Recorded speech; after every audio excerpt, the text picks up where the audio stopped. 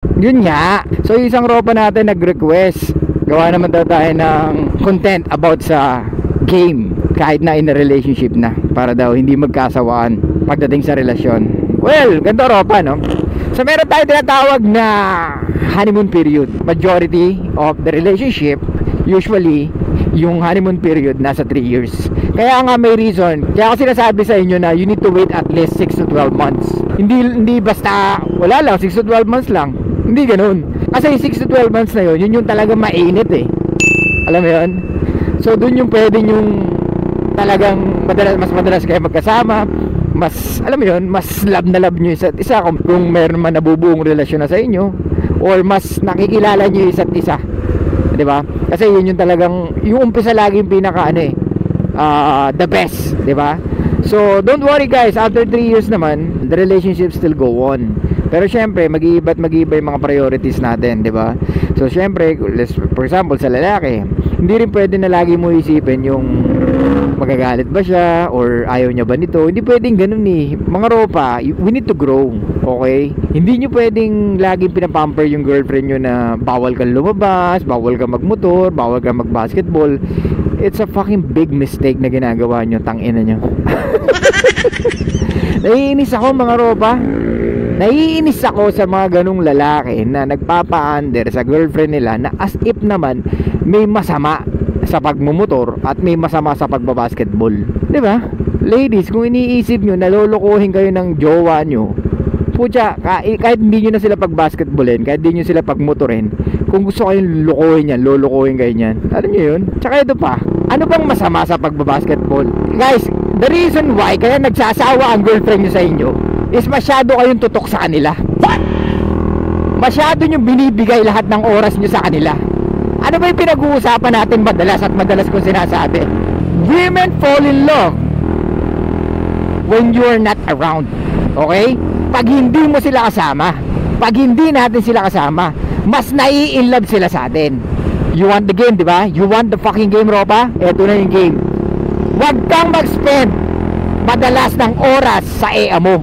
What? Gets mo? Walang problema kung nagkikita kayo at least 3 times a week or magkasama kayo sa office. Pero I highly suggest, or I'm not a fan of having a relationship at the office. You know why? Kasi nga magkakasawaan kayo kagad. I don't see na merong growth. Kasi parang lahat alam niya na. And how can she feel something different, or yun nasan yung mystery and wondering kung lagi ka niya nakikita? Nagigets nyo ako? Kaya nga agad maaari, pigilan nyo. Or pwede naman kayo magjowa, tas after nun lumipat kayo ng trabaho. Eto guys, I highly suggest na much better to have a girlfriend na kaya mo na lang buhayin, o ikaw na lang yung magtatrabaho. Hanggat maaari mga ropa, ikaw yung magtatrabaho, ikaw magpo-provide. Kasi honestly, mahirap yung mga nag-o-office na girlfriend mo. Ang daming kwento nyo sa akin, di ba? May mga nagkikwento sa akin, same story. Bigla na lang nagbago, bigla na lang lamig. Ayun pala, may jowa na sa office, or may kinikita na sa office. Kaya nga agad maaari, iwasan nyo yung mga ganun. Kasi talagang it will always end up like that. Gets?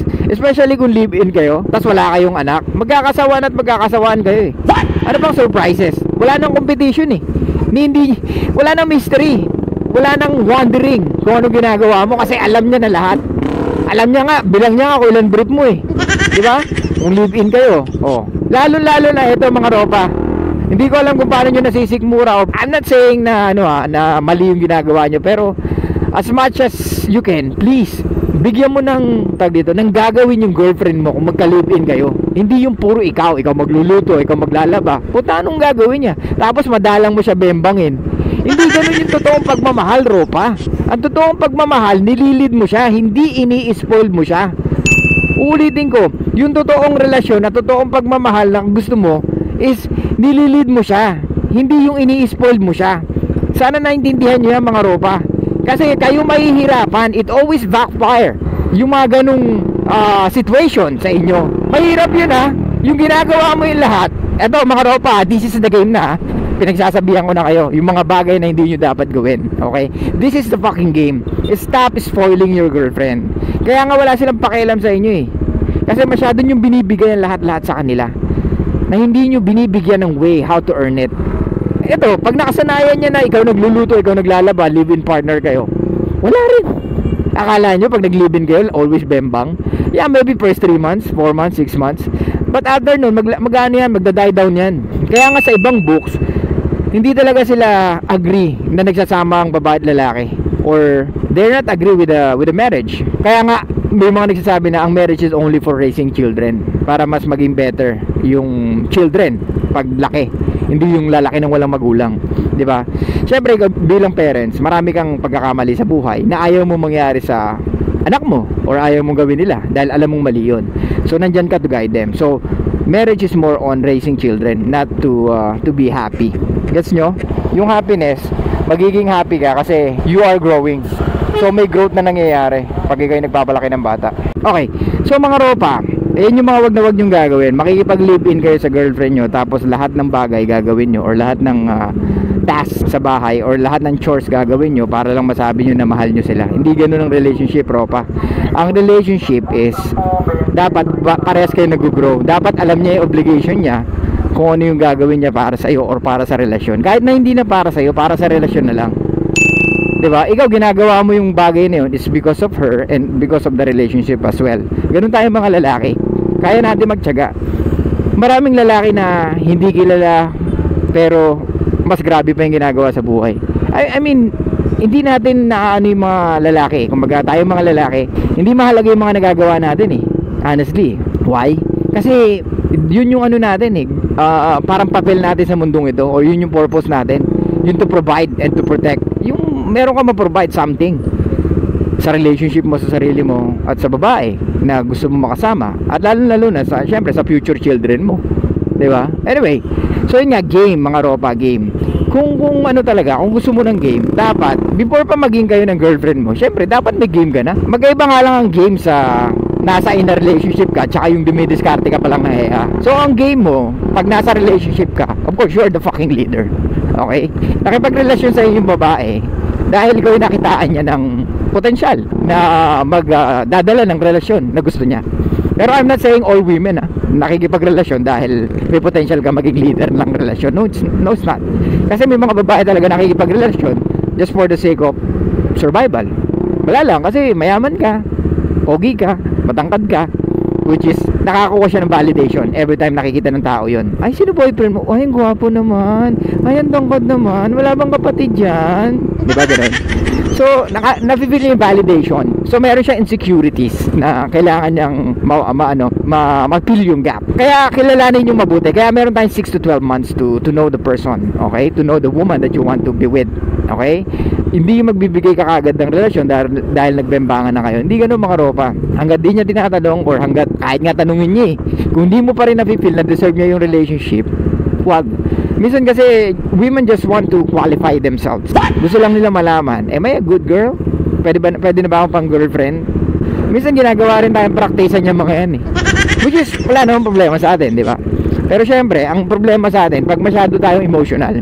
Pag masyado tayong emotional, of course, nadadrag ka di ba? Yung parang nawawala ng meaning yung buhay mo minsan pag iniwan ka ng Pero ayoko mangyari sa inyo yung mga ropa. Kaya nga nandito si Suplado Moto Kasi ayoko mag-emotional kayo pagdating sa relationship.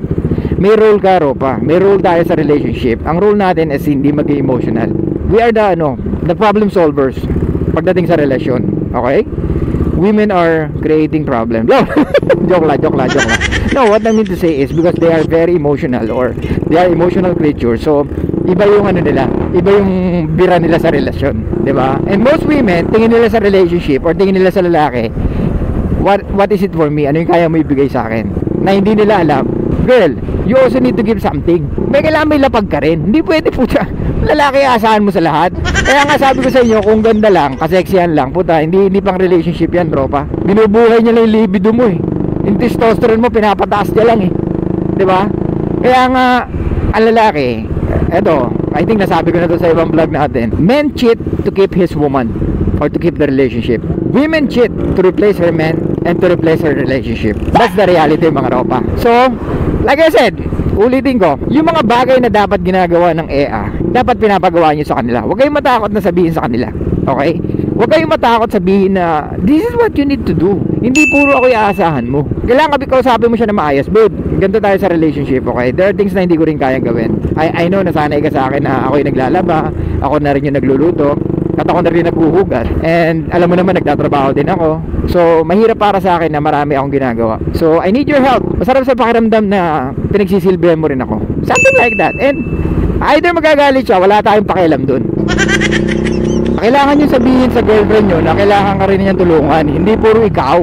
Kailangan niya maintindihan nyo na marami ka rin ginagawa at may ginagawa ka para sa buhay nyo or sa future nyo dalawa. Kasi pag ikaw lagi ang kikilos at ikaw lagi ang gagawa ng gawaing bahay, I don't think na